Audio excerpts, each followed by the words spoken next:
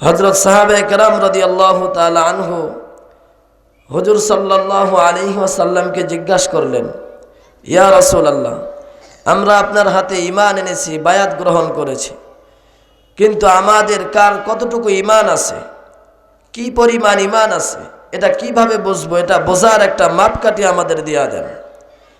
তো রাসূল সাল্লাল্লাহু আলাইহি ওয়াসাল্লাম সুন্দর একটা মাপকাঠি দিয়া দিলেন।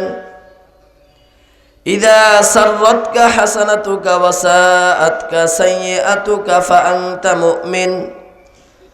রাসূল বলেন, ও আমার সাহাবারা শুনে রাখো, যখন তোমাদের মাধ্যমে কোনো নেক কাজ সংগঠিত হবে, তোমাদের মাধ্যমে যখন কোনো ভালো কাজ হবে, আল্লাহ তাআলার হুকুম যখন তোমরা মানতে পারবে, আর এই নেক কাজ ভালো কাজ করার পর যদি তোমাদের অন্তরে শান্তি পায়, ভালো লাগে, তাহলে মনে করবা তোমাদের মধ্যে ঈমান আছে।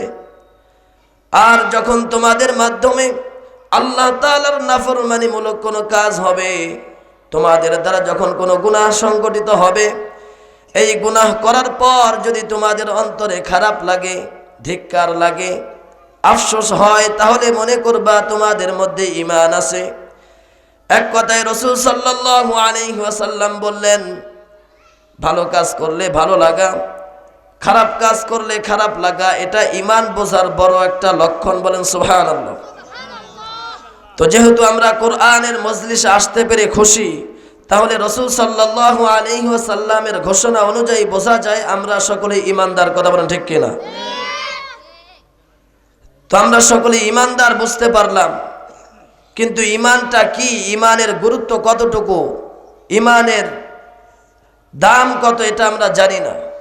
যদি ঈমানের গুরুত্ব বা দাম জানতাম, তাহলে আমাদের মাধ্যমে ঈমানের এ পরিমাণ অবহেলা হতো না। কথা বলেন ঠিক কিনা?